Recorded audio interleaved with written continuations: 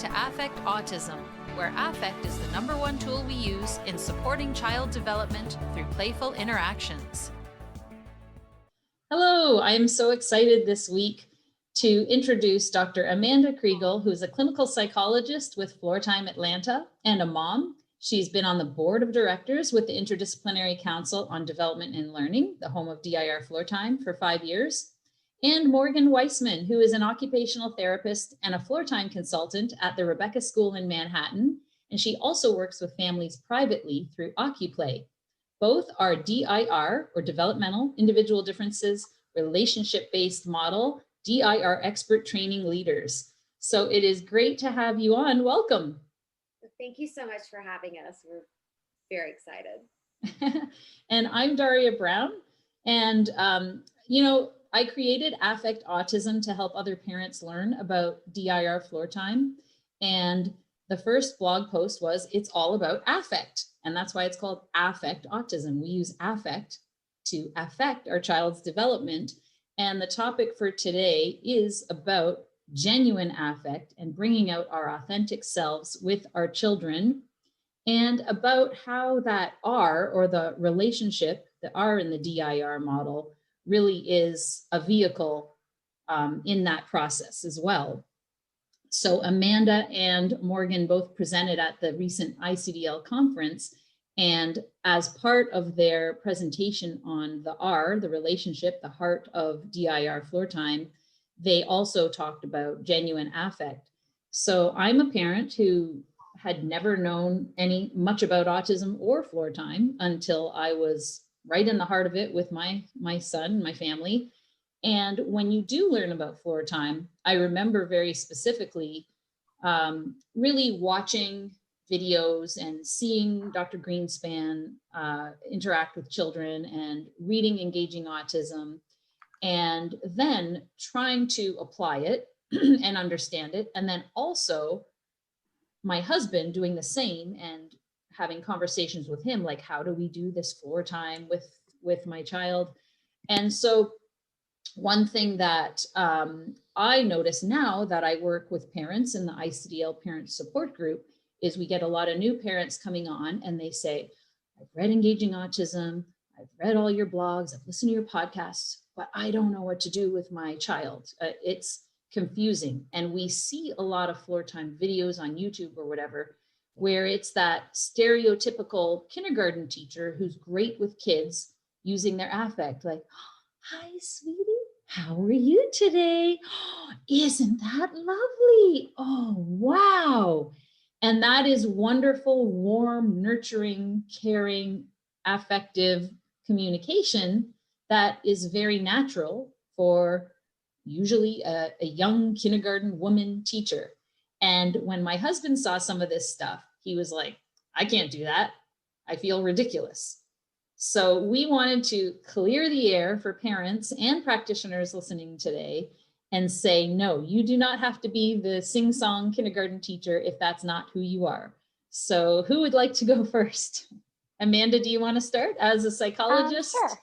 Yes, I can start. So, we talk about in the model, and especially when people are first learning about how to do Floortime, about following the child's lead, but also enticing the child into a relationship or into a back and forth.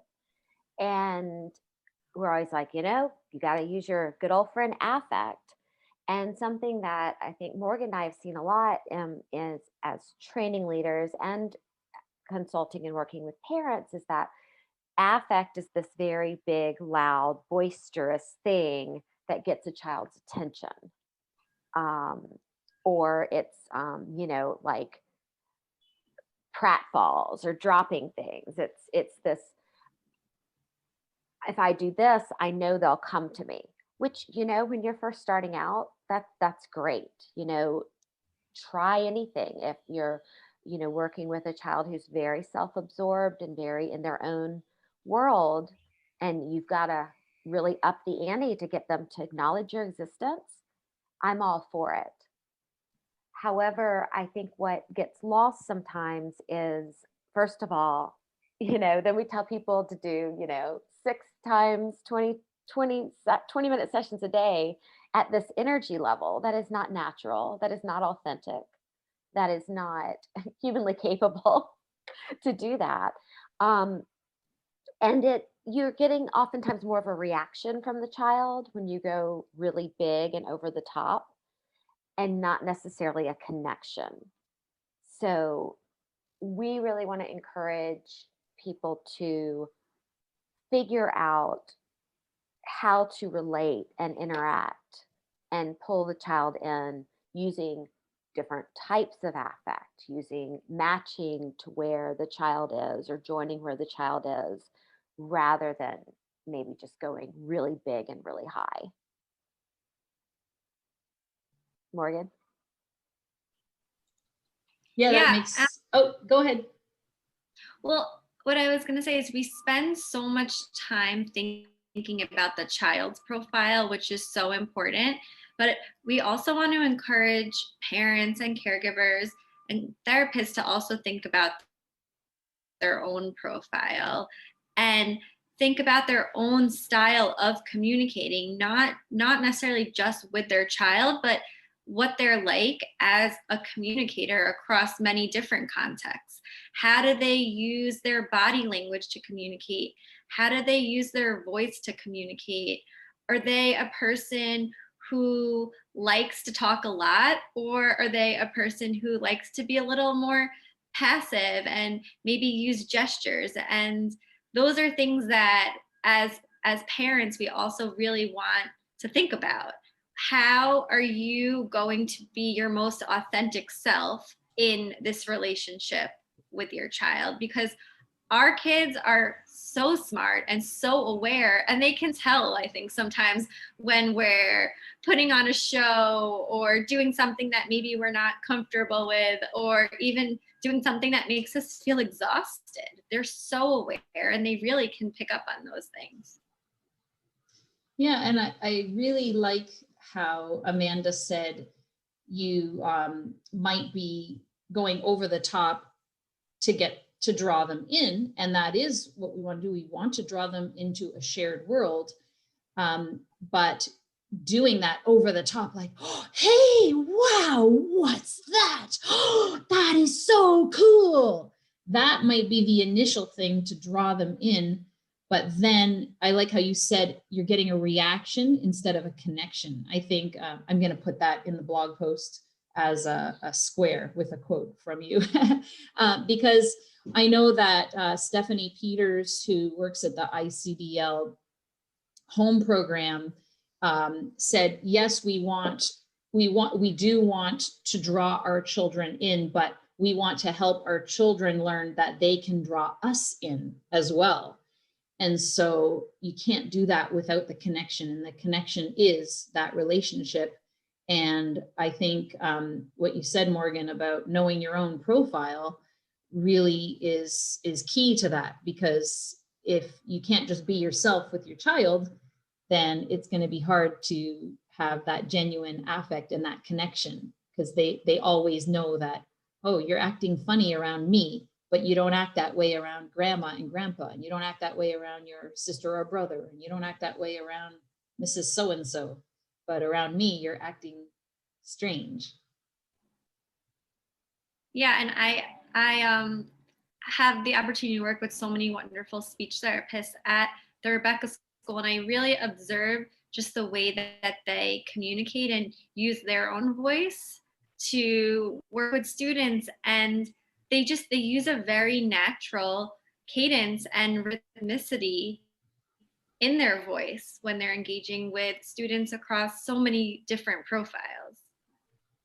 So I think that floor time and affect doesn't always have to be that or peekaboo.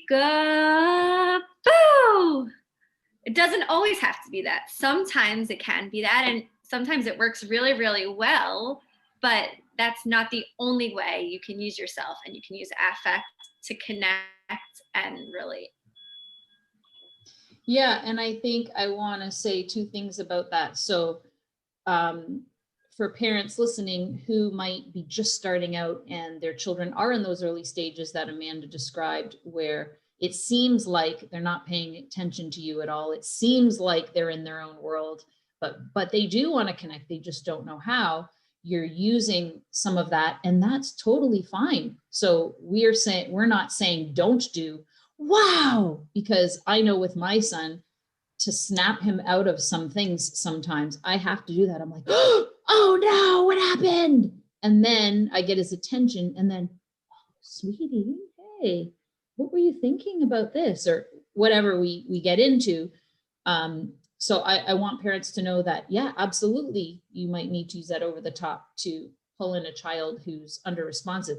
But what about the parents whose children are 16, 17, 18, 19, 25, 8, 9, whatever, and they say, I can't be a baby talk with my older child. And we're saying, that's not the point.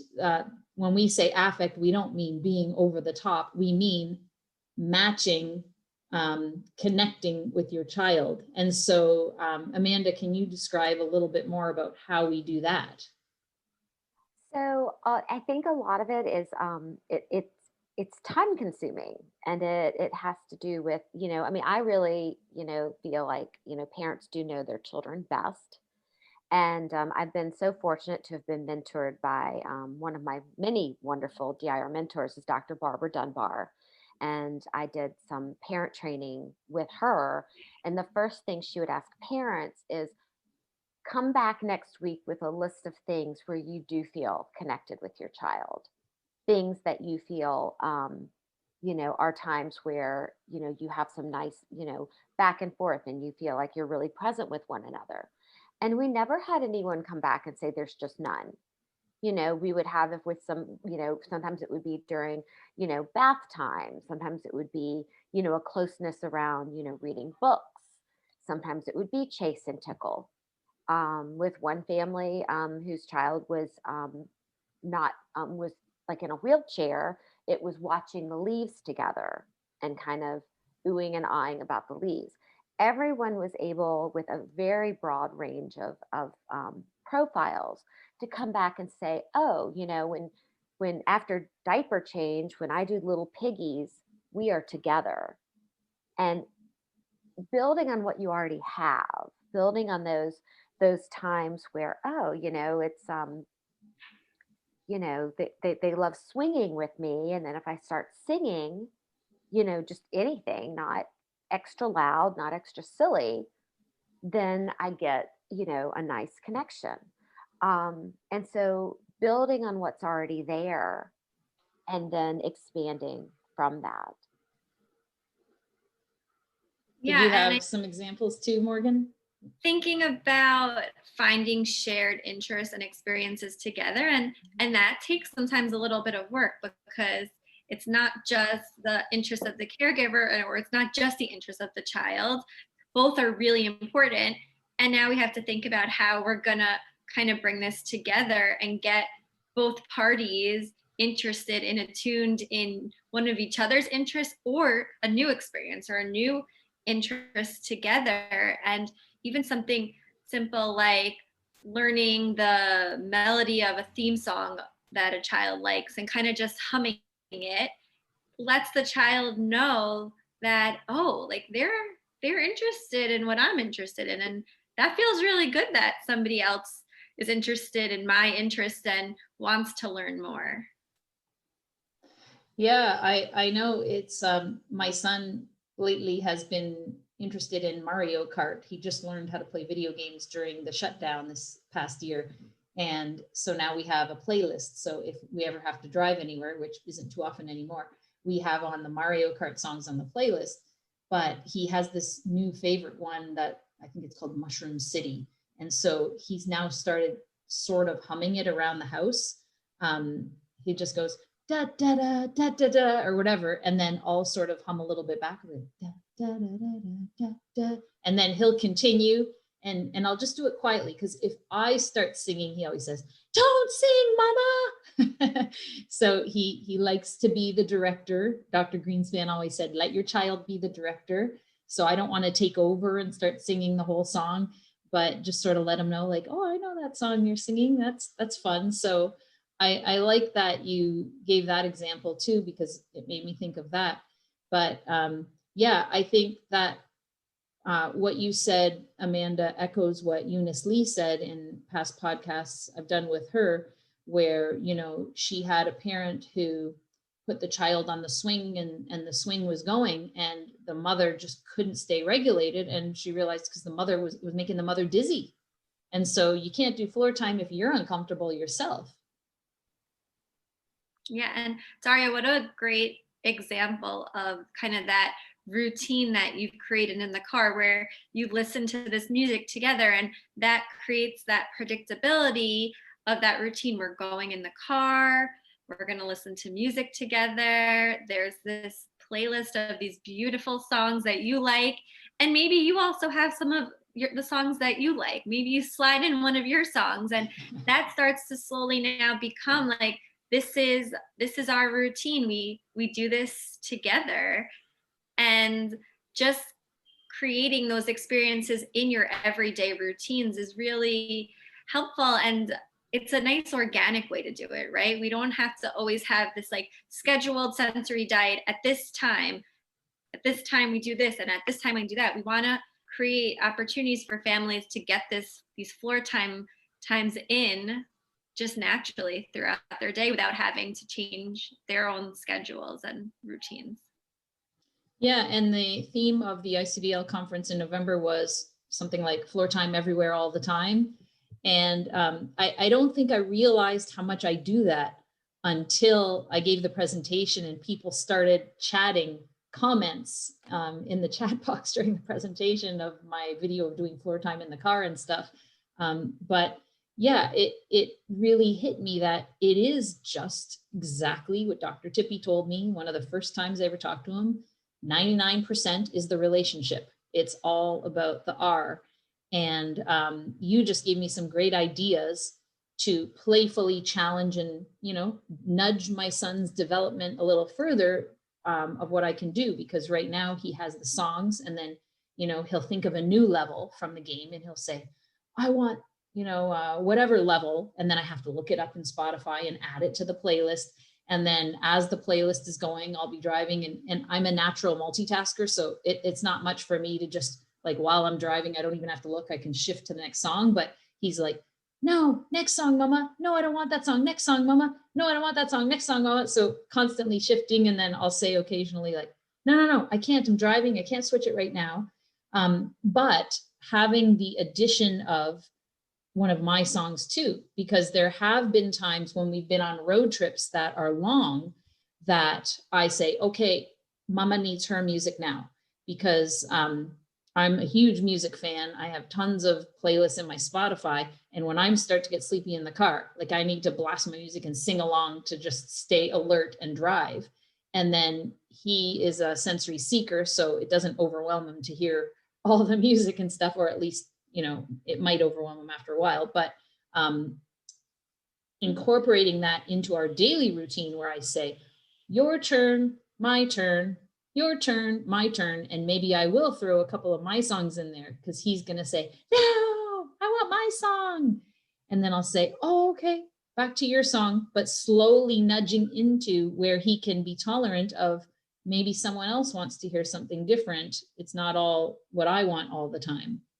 Yeah, and even like using your affect in that moment, like, oh, how did that get on here? I didn't know that was going to come on, and kind of being silly with it. And I love what you said about how sometimes you need your music to stay alert, right? We want to encourage parents and caregivers to also really consider their needs, because they need to take care of their needs in themselves so that they can be the best play partner and most available.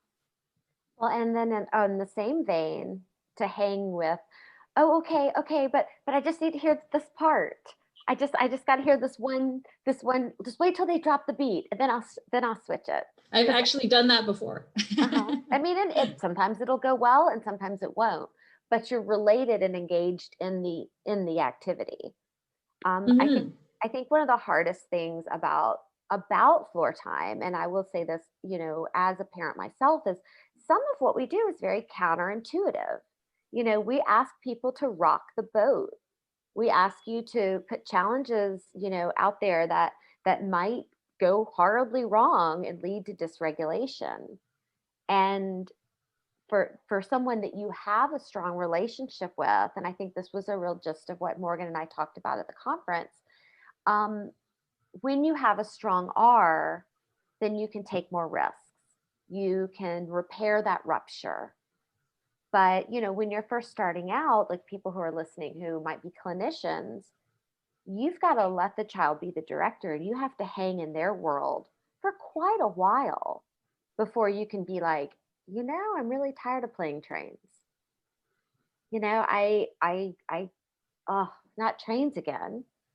Even if you end up playing trains, but just putting that challenge in that maybe you're not elated about playing trains that day, because that's authentic and that's real. So yeah, a couple of things. Dr. Kathy Platzman, who's a colleague of yours at Floortime Atlanta, called Mentor. it pennies in the bank. Yes. And she we probably use that got it. presentation. Yeah, she probably got it from somewhere else herself. But the more, and what she means by that for people who haven't heard it, is the more you are connected, you have these, it's like having pennies in the bank with that person. So my son will tolerate me maybe being a little bit angry and frustrated, and for a longer period than he would tolerate dad being so, because he feels more connected to mom on the emotional level. Now, if it's video games, forget it. Mom, get out of here. Dad's the one that knows everything. I don't know a thing about it. I don't watch it. I don't play them. But having those pennies in the bank allows you to challenge and playfully obstruct, and, as you said, play confused. And what you said, Morgan, was what Jackie Bartell said in our It's All About Affect podcast that we had done, or something like that. I'll link to in the blog post at affectautism.com for this podcast. She said, nonsense. It's about silliness and nonsense. And, you know, people say, and even in the podcast I did with John Carpente, the music therapist, he said, people think nonsense and fun isn't therapy. And you do see parents coming in thinking, well, I need to be teaching my kids something. I need to be doing something. And sometimes it is just about nonsense and being silly and saying, oh, you know, I have those pennies in the bank with my son. So I can say, oh, wait, I just want to hear this one part. And he will actually, instead of blowing up and saying, no, he'll actually wait. And that is something that he couldn't have done 4 or 5 years ago. Like Amanda said, like, you may have to be in their world for a long time. And in my case, it was like a few years. But the other thing that I thought of from what you guys said is, you have that relationship building, you're doing all these effective things. And I think I consciously and intentionally thought I'm doing floor time in a lot of those moments. Whereas now it's gotten to the point where I am being more of my genuine self. So I might not have felt that I could, because I'm walking on eggshells around my child. I don't want him to blow up and have a temper tantrum. I wouldn't dare say, wait, I love this song. I just want to hear the beginning, and then I'm going to change it for you. I wouldn't have dreamed of doing that 4 or 5 years ago, but I did do it, like in the past year. Oh yeah, hold on, sweetie, I just want to hear this song. And I said it to him in the way I would have said it to my husband or a friend, instead of using my mom voice, like, oh, sweetie, I'm just going to do this, which I also use a lot. But I'm feeling like I'm coming into more of my genuine self, the more that I'm comfortable with my son, and the more that our relationship solidifies and the further his development goes along. I threw a lot out there. No, I love it. I love the idea of, like, you know, wait, listen with me for the beat to drop. Yeah. You know, even bringing him into it, you know, and that might not be the time for that yet. But again, it's just different, you know, things to think about. Yeah, and thinking about those beginning sessions when you're really starting to learn about the profile and think about the intention and the meaning behind what the child is showing you, starting to also think about again, your own profile. And it all goes back to the interoception of also of ourselves. What is our bodily states telling us? And what do we need? How do we need to set up the environment, or what kind of modifications do we need so that we can be the best version of ourselves for this child and for this child's profiles? So if somebody really doesn't want to sit and play trains because they're more of an energetic person, but they know that they're going into that session with the child who's going to want to sit on the floor and play trains, maybe they take a walk before their session, right? Or maybe they do a little bit of a quick aerobic exercise if there's someone who likes to move and has a harder time sitting down. Really thinking about what they need to prepare their own selves so that they can best meet the child where they are. Right. Jackie Bartell says she can't start the day without her run or walk in the morning. And Miss Maud LaRue says, I can't start my day if I don't have my coffee. So we all have things that we need, and trying to, I mean, Dr. Tippy says sometimes, like, you know, we're talking all about floor time, and that it's really just being with your child in a developmental way, the way that parents have raised children for years and years and years. Like, but you know, if you just say that, then people say, well, then why do I have to do DIR floor time if I'm just being myself? But the fact is that our culture and society has moved so much away from that into such a behavioral based, after World War II and all those behavior studies, like why did the Holocaust happen, and all the social studies around conformity and that, and everything turned behavioral after that. And it's still in our culture that we need to control our children's behavior. And so it's become the point where some people still have those natural instincts, and some people might have them, but they doubt them. And other people are just straight up behavioral. And we really have to remind them that development happens in this way, and children need to play and have fun and connect with us before they learn all of these other skills. Yeah, there's been such a switch, I think, in the paradigm of, you know, away from social emotional development towards, you know, test scores and intellectual development and school readiness. And having, you know, I now have 2 teenagers, so I was kind of in the front lines in the US of this, like, you know, Common Core, and, you know, they did 3 years of teaching everything one way, and then they're like, oh, this isn't working, and they switched everything to another way. And then thank goodness my child got a 4th grade teacher who had a sensory friendly classroom that just chilled everybody out. You know, we had some good experiences along the way, but it's very hard for parents not to see everything as a teaching moment. There's this huge responsibility to this being that you've brought into the world that, you know, oh, you know, we're playing and I'm going to ask you about colors, or I'm going to ask you to count them. Or my favorite expression, Morgan, is, you know, how to end a floor time session really fast is to ask a kid, what does the cow say? You know, what does the cow say, Morgan? Moo. End of story. I mean, that doesn't go anywhere. Mm-hmm. That's not meaningful. That's not, I mean, you can do some great floor time around the cow, but when it's question and answer, fill in the blank, not being, you know, but doing, you know, oh, I got to make sure my kid's well behaved. I got to make sure my kid's, oh, do you need to go to the potty? Do you need, you know, do this? Da-da? And there's so much anxiety about, you know, I think for parents and for teachers and for anyone in schools about, you know, they've got to look just so. And it doesn't give any leeway for just that huge curve of growth and a natural experience of just relating back and forth with another person.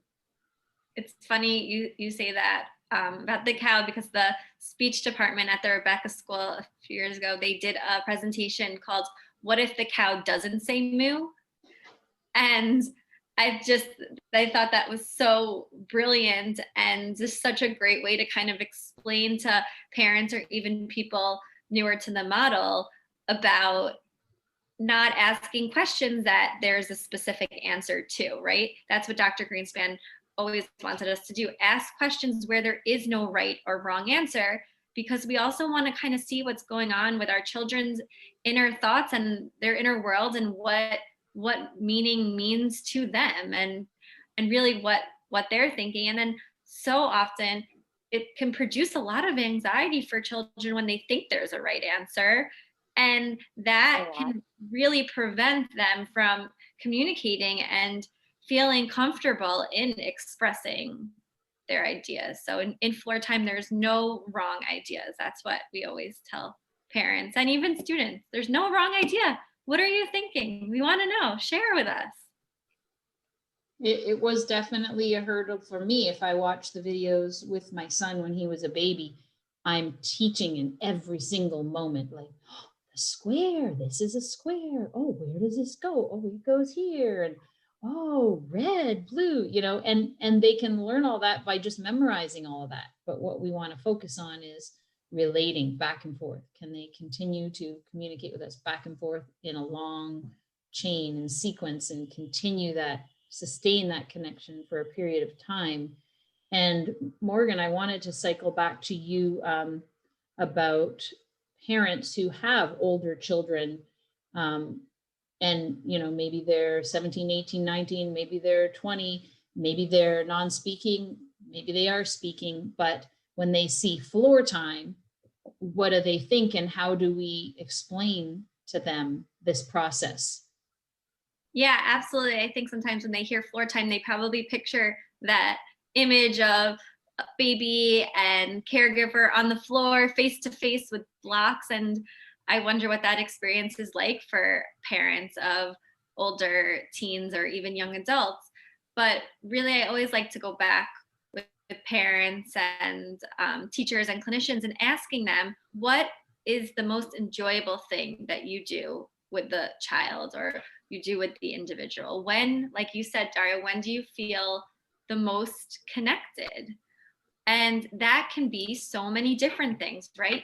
It could be building blocks.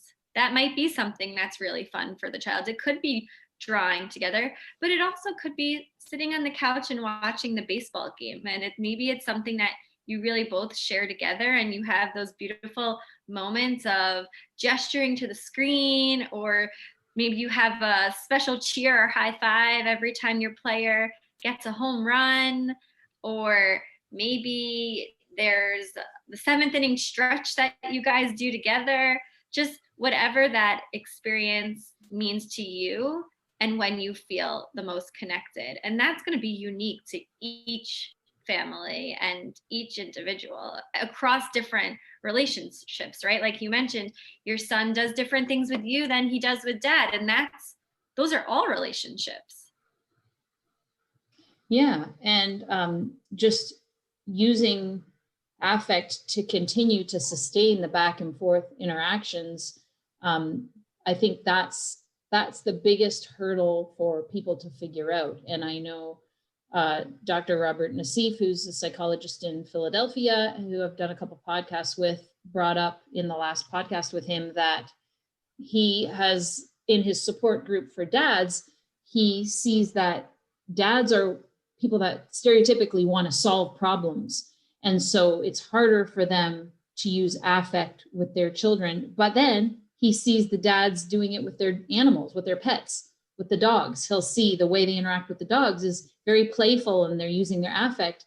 And we just want to get them to think that way about their children too, and not to treat their children like animals, you know what I mean? But just to be more relaxed and playful with their children, instead of needing to be this figure who's solving problems and making everything right. Like, just relax and be playful with your kids in the same way. Yeah, I think about the learning tree, Dr. Greenspan's learning tree, with the roots, the trunk, the leaves, and the branches, and the fruit, and then the affect represented as the sun. And that is just such a reminder to me that affect enhances everything. It's not just used when you're working on the sensory systems. It's not just used at these capacities. It's used for everything. The affect that you bring to any situation is what will enhance and I think create that meaning and intention. Yeah, and I know that at the ICDL conference, I think it was at the closing ceremonies, the Jeff Gunzel, who's the head of ICDL, had said it really was a light bulb moment for him when he realized he stopped doing things for his kids and started being with his kids. So doing for versus being with, and just enjoying experiences together. And along that line, I wanted to bring up English as a second language, because I know that's something I remember reading in Engaging Autism, and Dr. Greenspan had, parents would come and say, I don't want to speak in my native language with my child because their speech is already delayed. And he always said, no, like speak in your native language because that's where you have the most affect. And I remember in my ICDL coursework, one of my case studies was with a woman who had English as her second language, and her husband spoke a different language. And they were speaking English together, both their second languages, with their child. And when she did the video, she was a little bit stiff and didn't seem super relaxed, until at one point the child did something that prompted her to sing a song in her native language. And all of a sudden you see this natural person, the way who she really is. And Dr. Greenspan encouraged parents to have that affective interaction with their children, regardless of the language. It's not about teaching the children speech and language. It's about that connection and making those social back and forths, because the language follows later. Did you guys want to comment on that at all? I think it's a great parallel to this concept of authenticity, and how thinking something is right or wrong kind of sometimes gets in the way of where is the connection richer.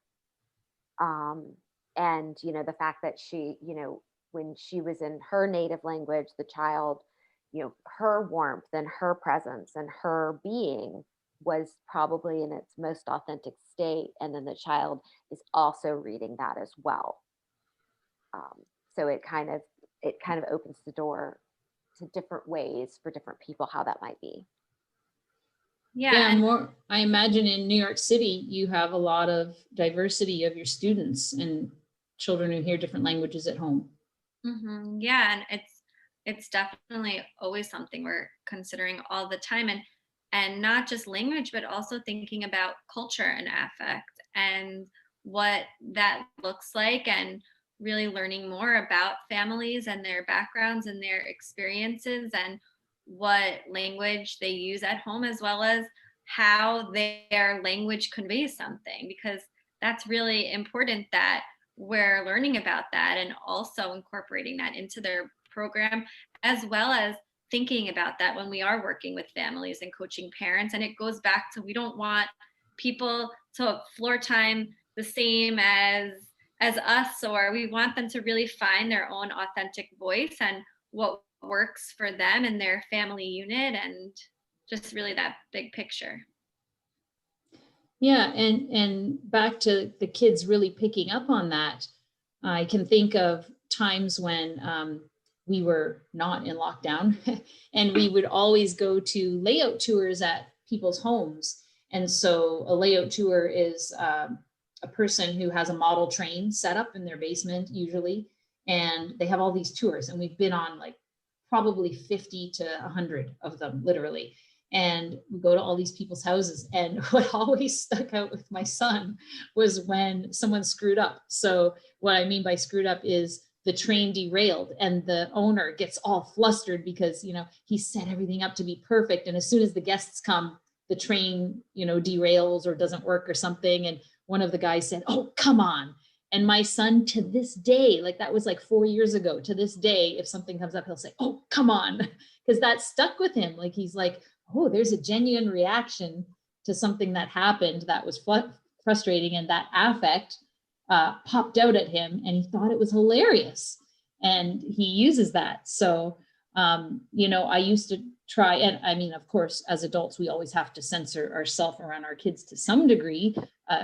Some people more than others, depending on if you have potty mouths or not. But, I find when I censor myself less, and I'm just letting myself be upset by things, and my son sees that, and then he'll ask, "Oh, what did you say, Mama?" And I'll say, "Oh, I'm so frustrated because I thought it was going to be this and this happened." And that's a learning experience for him, because he sees, like, this is how people experience things. Right. And that's how you learn feelings and emotions, right? By Mhm. seeing them and mirroring them in other people, and being able to have experiences in different contexts. That's like that meaning making.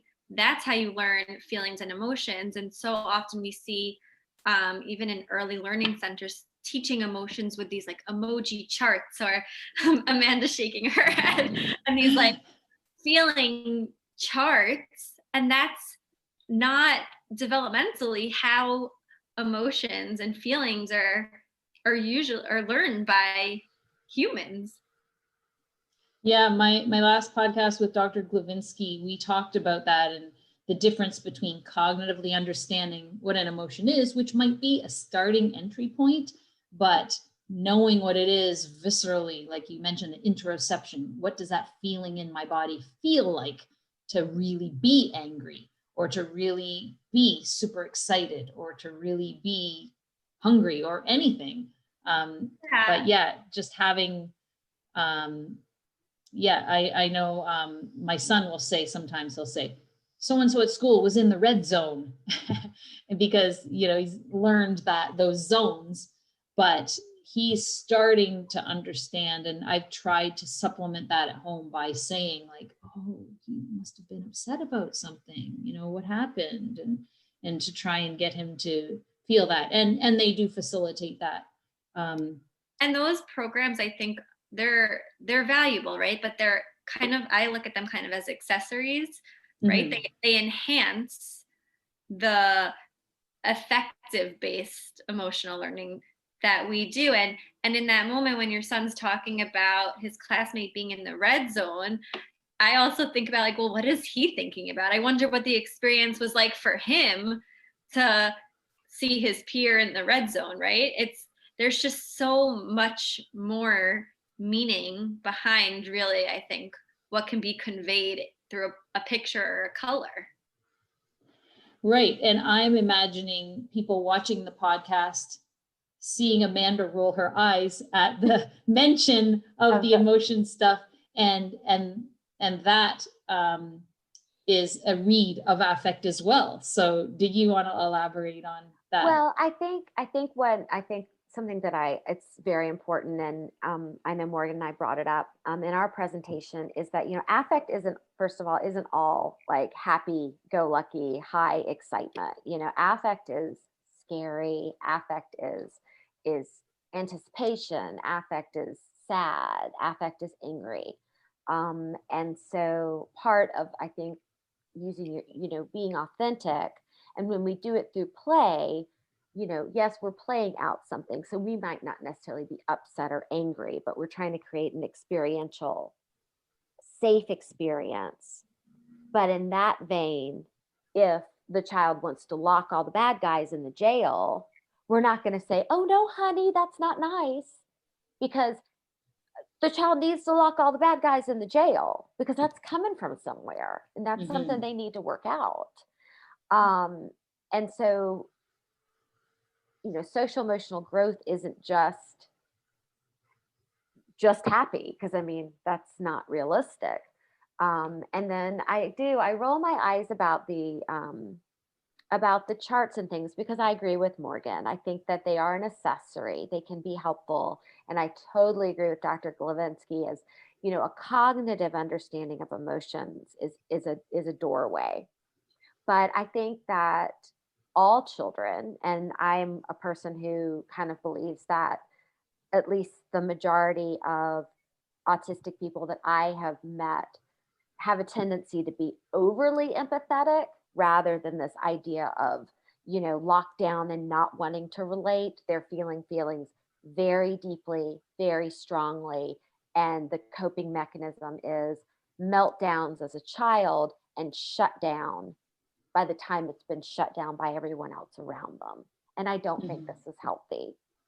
And I think it's a piece that has gotten very much missed in the psychological literature and in the treatment and intervention over the past several years is this: they're not accessible to take in the emotions, or they're not, they don't want to have relationships, so they're not feeling it. My gut is and from talking to autistic adults, it's oh no, you guys are all like pinging out all this stuff left and right, and I'm sucking it all in. And there's a point where I got to draw the line. And so that's why I think it's kind of, first of all, I think we're not really presuming competence to be like, oh, use your words, angry face, that someone might not know what that is. But I think it's much better supported experientially, just like your son, seeing that train derail, seeing that grown up have a real authentic reaction, and then he like applies it going forward, than stopping someone in a feeling, telling them to get out of feelings, get in your brain, look at a chart, pick a picture. Well, then now what are we going to do? It's a lot of steps too when we think about motor It's a planning. huge amount of sequencing. And it all comes back to infancy and what we know about affect, right? Babies can start to read affect very, very early on in life, like just a few weeks old. I think I was listening to a course, and it was a Kim Barthel course, and she talked about how one of the first affects that a child reads, or micro expressions, is disgust. And I thought that was so interesting. And it's just a few weeks after birth. It's very early on. And it's almost like we go from this place of, oh, it's hard for the person to read nonverbal cues, so we're going to go right to this cognitive place and like teaching. Instead of like, whoa, let's go back and figure out how we're going to use affect and think about the person's sensory systems and their communications and their preferences, right? Everything DIR, and of course the relationship, the most important piece to support them in reading affect, so that they can be a communicator, and not just a communicator verbally. Of course, it doesn't have to just be verbal, but to be a communicator who can send signals to get their emotional and physical and cognitive needs met. So let's wrap up with some takeaways for parents who might be struggling with this. And I think a good one that you mentioned is the cue reading and cue sending. The recent podcast I did with Colette Ryan all about that. I'll link to that in the blog post for this podcast. Amanda started off by saying, and Morgan too, like what things do you like to do with your child? When do you feel the most connected with your child? And so when a parent says that, what's the next step then? How do you build on that if they're still feeling really stuck? So I would try to create more times to have those experiences and to build on those. So, I mean, obviously you can't, if it's bath time, you're not going to do like 5 baths a day, but then, okay, maybe, doing play around water, or some other aspects, kind of. I don't want to give like a do this and then do that, because everything is so individualized. But I think drawing attention to that warmth and connection for the parent or the caregiver is important. And, trying to bring those things more into other kind of parts of the day. Yeah, and I think that's where video is really useful, especially videoing those moments if it's not too intrusive or wouldn't be disruptive of the interaction. And then being able to kind of go back and watch that video and think about it, bringing it back to your teams and thinking about, well, what about this experience supports their sensory profile or is pleasurable? Or what kind of affect does this experience create? Because going back to the baseball, right? There's some predictability with baseball, right? You throw the ball and then somebody hits it. There's also some high affect cheer. If you have big fans and they're all on the couch, right? That might be what's pleasurable and exciting to your child.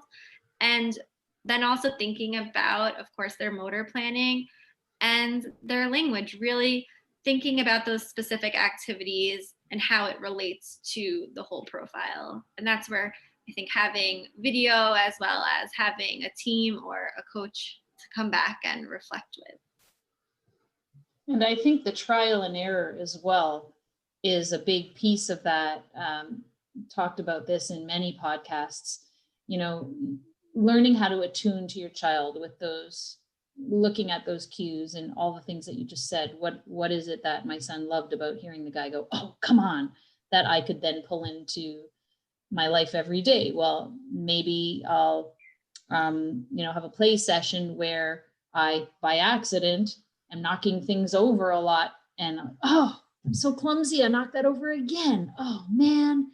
And just getting that fun interaction to keep the play and enjoyable time together about being about us, as opposed to if I left the room and the individual was just fine being on their own, continuing the activity. We want to see that they're happier interacting with us, and how do we prolong those interactions in a way that feels natural and that you feel comfortable being yourself, and that overlaps with your child being themselves. Does that sound about right? It does. And it reminds me of, I happen to be working with a lovely family right now, and the dad joins in with his son beautifully. They're doing some beautiful play, but I notice a lot that sometimes when dad joins in, the son's doing his thing, the dad's doing his thing, and they're not really together. And so really encouraging, parents and caregivers, when you're joining in, make sure they know you're in. And this doesn't mean you come in like a wrecking ball. This just means, if you're adding a piece of the Lego, you're kind of, gesturing upwards, oh, I've got this big, square one, it's going to go right here. And getting that attention and getting either, whether it's visual, not eye contact, but just gaze, whether it's tactile, just kind of that reminder of, I'm joining you, but I'm here too. Mm-hmm. That reminds me of Dr. Tippy's great tip about using anticipation as much as possible, because I even was in a session where a caregiver was playing with a new toy that the child received for, I think it was over the holidays, received this toy where you put pieces over a pole, like similar to those games where babies put the rings on the pole, but it was a little bit more elaborate and fun. And I was suggesting, like, can you playfully obstruct that process, because the child loves this toy so much. And then they came back and said they had a roll from a paper towel roll, and they put it on top of it. So now there was no room for the pieces to go. And the kid picked it up and whipped it across the room. And like, that's great. I said, that's perfect. That's what you can now use for anticipation, because you can now take that roll, and next time you're playing, you can say, oh, can I put this on? And you don't, like you said, coming in as a wrecking ball, you know that the child threw it across the room. So you're not going to come in and put it on and sort of tease the child. That's, the child's going to get angry. But if you kind of come and say, oh, can I put this on? And the child will say, or whatever. And you'll say, oh, okay, you don't want this on. And you make that the interaction. And then you say, oh, please, I just want to put it on for a second. Please, please, please. Nope. Okay. Nope. You don't want me to. Oh, okay. I won't do that. Then can I have a turn? Can I put that piece on, or whatever it is?